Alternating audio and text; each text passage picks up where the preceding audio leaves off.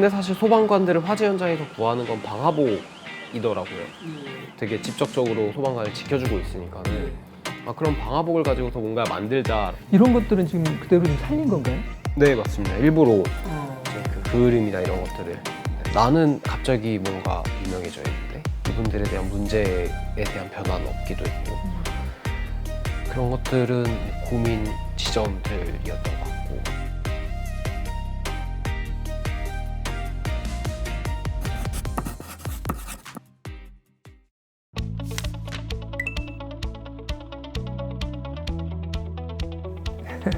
그다음에 영광입니다. 그다음에 귀한 시간 내줘서 감사드리고 동아리 활동하시면서 소방관들하고 좀 인연을 맺으신 걸로 압니다. 그 2016년 이야기부터 좀 해볼까요? 사실 2016년도에 소방관분들이랑 처음 인연을 맺었던 거는 좀 되게 가벼운 마음에서 시작했던 것 같아요. 뭐 장갑도 없고 뭐 소방관들이 너무 막 이렇게 좀 불쌍하다 뭐 이런 식으로 얘기가 많이 있더라고요. 그래서 그럼 소방관들 한번 만나서 이야기를 들어보자 했는데 이미 돌아가신 상태의 소방관님을 위해서 이제 소송을 하고 계신 유족을 만나게 된 거죠. 예. 근데 이제 김범석 씨. 네, 맞습니다. 실제로 이분들이 갖고 있는 문제는 어떻게 보면 암투병 소방관들에 대한 문제들. 예. 그 소방관이 암에 걸리면은 그게 공무상 상해라든지 이런 게 인정이 되지 못하는 그런 환경 예. 이런 게 더 문제이지 않나 이런 생각을 좀 많이 하게 됐고요. 그렇군요. 예. 네, 그래서 그러면은 우리가 소방관에 대한 프로젝트를 해보자라는 생각을 하게 됐고 이 암투병 소방관님에 대한 문제를 좀 해결하기 위한 노력을 해보자라는 생각을 가지고 2016년도에 처음 시작을 하게 됐습니다. 그렇군요. 근데 사실 소방관들을 화재 현장에서 구하는 건 방화복이더라고요. 예. 되게 직접적으로 소방관을 지켜주고 있으니까는 그럼 방화복을 가지고서 뭔가 만들자라는 게 그때 나오기 시작했었고 그럼 방화복을 가지고서 뭐 가방이 사실 만들기 제일 쉬웠고 그래서 가방을 만들고 보니까는 이 가방을 팔아야 되는데 만들 돈도 없고 뭔가 팔 수 있는 플랫폼도 없다 보니까는 그때 당시에 이제 크라우드 펀딩을 처음 진행하게 됐죠. 그러니까 소방관들이 암에 걸리면은 공상을 인정받아야 되는데 그 일단은 승인은 당연히 안 되고 그럼 이제 이거를 승인해달라고 소송을 해야 되는 거죠. 근데 소송을 하려면은 어쨌든 일정 금액이 있어야 되는데 그 소방관들 중에 그러니까 소방관들 중에 가정이신 분들이 되게 많잖아요. 가장이신 분들이. 네네.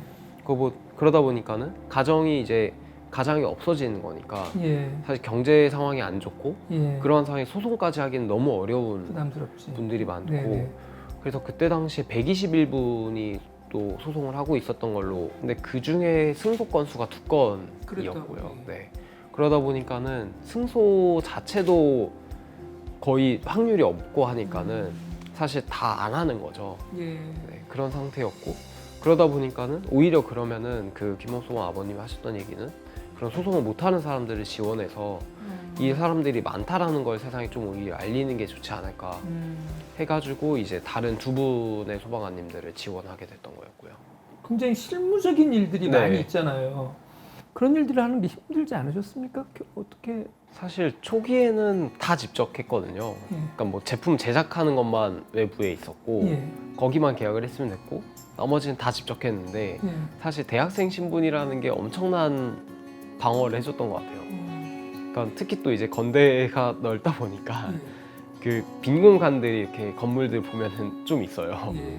그래서 그런 데에다가 몰래 막 방화복도 갖다 놓고 막 갖다 놓고 이렇게 줄 쳐놓고 건들지 말라고 마치 제 땅인 것처럼 막 이렇게 해놓고 그러고서 이제 또 학교 그 친구들 이제 막 취준하고 있는데 막 2시간만 뜯다 가라.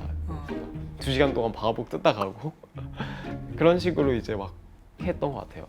초기에는 그래서 이제 사실 자본이 전혀 들지 않게끔 막 세탁도 이제 막 자취하는 친구네 가가지고 세탁기 좀 쓰자. 뭐야 막 이러면 일단은 세탁기 좀 쓰자 이러고 세탁기 막 돌리고 꺼내고 학교 이제 그쪽에 막 걸어서 말려놓고 또 걷어가지고 뜯고. 한번 들고 설명해 줘 보세요. 그래도 네. 잠깐이라도 네, 제일 많은 상품인 것 같고, 그러니까 뭐 동일한, 그러니까 이런 슬링백 형태의 제품들 것들이랑 비교했을 때에도 뭐 수납이라든지 이런 것들도 되게 많이 들어가 있고 양 사이드라든지 이런 것들은 지금 그대로 네. 좀 살린 건가요? 네 맞습니다. 일부러 이제 어, 그 그림이나 이런 것들을 저기 무료로 특히 이제 무료로 준다고 하니까 그런 경쟁자들이 나올 수 있지 않을까요? 저희 시작할 때부터도 한 5개, 6개 정도가 이렇게 저희랑 유사한 형태의 동아리들이 그때 당시에 있었어요. 예예. 2016년도에도 예예. 그랬었고 그게 이제 동아리 형태에서 발전한 곳은 저희밖에 없긴 하지만은 창업까지 이루어진 네, 거죠. 창업까지 가지 못했던 거고 근데 이제 아마 그 과정들이 사실 뭐 무상으로 소방복을 받는 거는 그렇게 중요하지 않고 물론 그 과정도 뭐 어려움이 있긴 하지만은 예.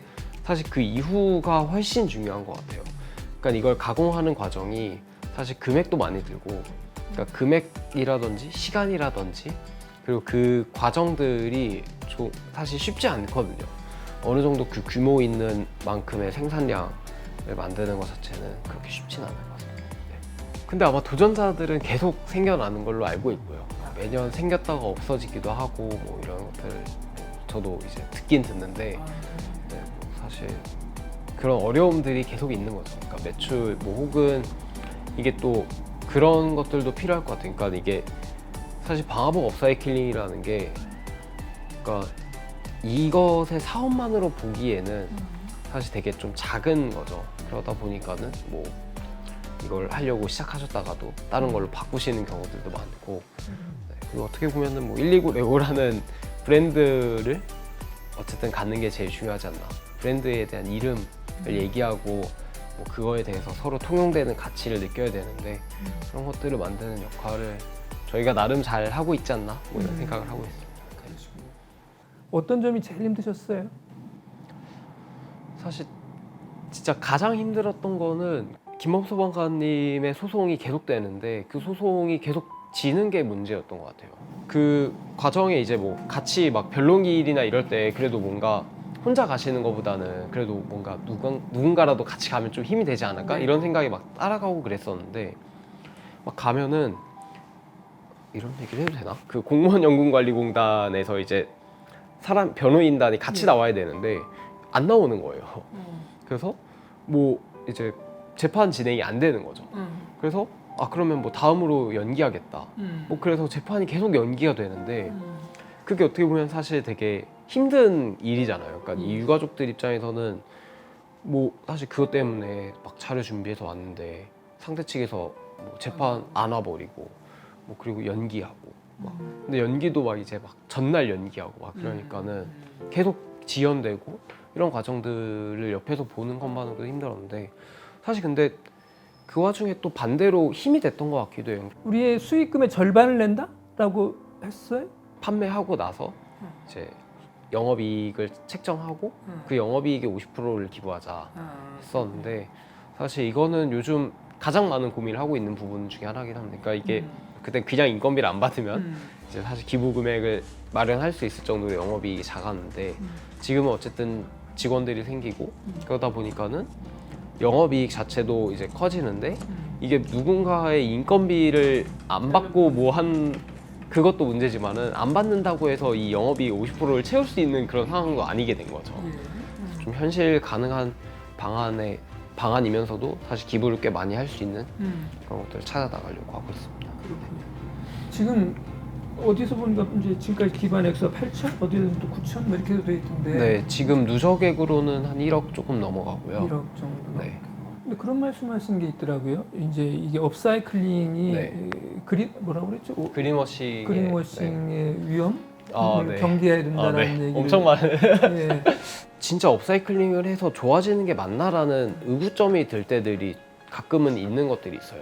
업사이클링 하는 이유는 이게 과잉 생산하지 않고 진짜 필요한 데에 사용됐다가 이게 환경에 미치는 영향으로 가는 걸 좀 줄여주기 위한 수단 중에 하나일 뿐이지 이게 업사이클링이라는 게 사실 그러니까 정말 뭐라고 해야 되죠? 해답은 아니거든요. 과연 이 아라미드가 이렇게 가방으로 되는 게 저희 걸로 그냥 본다면은 정말 업사이클링이 맞아? 라는 질문도 좀 스스로 하게 되는 것 같아요. 그러니까 환경적인 측면으로만 본다면. 네. 어떻게 보면 뭐 이게 재고가 된다면은 환경에 뭐 악영향을 미치는 거겠죠. 저희도 뭐 이걸 만들기 위한 에너지를 쓰는 건데 그런 불필요한 에너지를 줄이는 것도 중요하다고 생각하고 있고, 그래서 뭐 적정 생산에 대한 고민이나 이런 것들은 같이 있는 것 같습니다.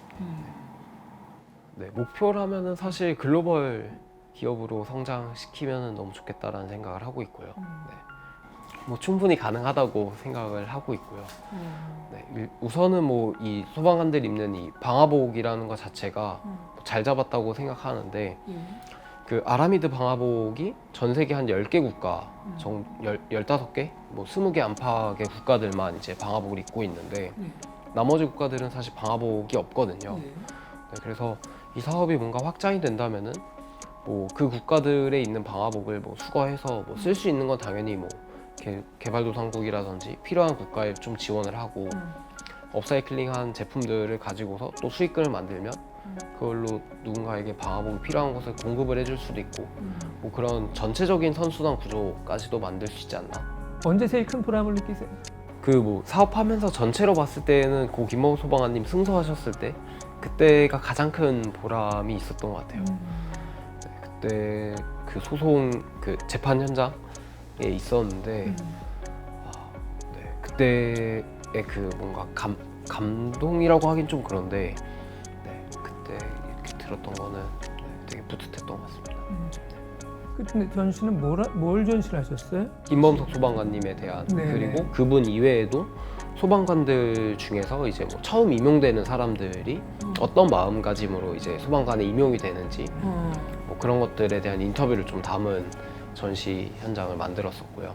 뭐 대관도 해야 되고 거기 이제 뭐 만드는 것도 해야 되고 예. 뭐 이것저것 하다 보면은 1,000만 원 정도가 예산이, 그러니까 어떻게 보면은 기부하는 것보다 더 큰 금액이 드는 그러네요. 거죠. 예.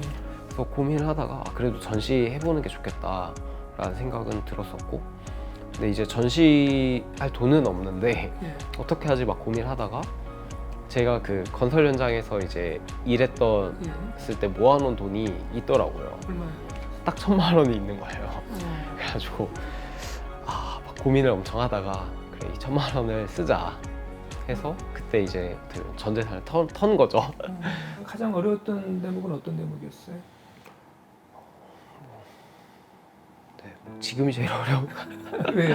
네, 뭐 사실 이제 계속 이제 매출 키워 나가야 되는데 이거 어떻게 하면은 정말 그 스타트업들이 하듯이 뭐 J커브를 그린다든지 이런 것들 어떻게 해나갈 수 있을까 이런 고민들을 제일 많이 하는 것 같고요. 그리고 저희는 뭐 내부적으로 뭐 R&D 하고 있는 부분에서 가장 포커스하는 게 이게 어떻게 하면은 그러니까 가방보다도 더 고부가치되는 상품으로 만들 수 있냐. 그러니까 아라미드라는 것 자체가 뭐 우주복에도 쓰이고 방탄복에도 쓰이고. 나는 좀 유명해지고 싶어서 이 일을 했을지도 몰라 라고 한다 그러면 뭐라고 답을 하실까요? 사실 유명해지는 거에 대해서는 오히려 부담이 되게 많았던 것 같아요. 그러니까 아까도 조금 말씀드렸다시피 그러니까는 나는 갑자기 뭔가 유명해져 있는데 이분들에 대한 문제에 대한 변화는 없기도 했고 그런 것들은 고민 지점들이었던 것 같고 지금도 어쨌든 소방관 권리 보장이 하나 두 개씩 좀 뭔가 이루어지는 게 있기 때문에 그런 부담감은 점점 좀 낮아지고 있긴 하지만은 그래도 어쨌든 이게 뭐 제가 유명해지는 것보다는 뭐 119 레오라는 이 브랜드가 더 많이 커져야 되지 않나 이런 생각을 많이 하고 있긴 합니다. 네. 제가 생각하는 사업은 오히려 그 뭔가 남들보다 더 많이 가져야 된다라고 생각하지는 않는 것 같아요. 그러니까 제 예전에 들었던 말 중에 되게 좋았던 게 그러니까 뭔가 손을 이렇게 펼치고 있으면 이 위에 얹어져 있는 걸 가질 수 있지만은 손을 이렇게 쥐면은 얹어져 있는 것조차 가질 수 없다.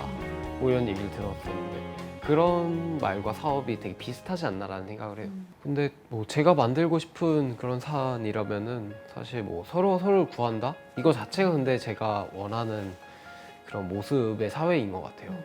그러니까 물론 이 말이 되게 좋은 말이라는 거를 누구든지 알 거라고 생각하고 하지만 누구든지 실천하는 사회는 아니라고 생각해요, 개인적으로. 네. 저도 100% 실천하고 있지 못하다고 생각하고 그런 측면에서 모든 사람들이 자연스럽게 실천할 수 있는 그런 사회가 되면 좋겠다 정도인 것 같습니다. 좋습니다.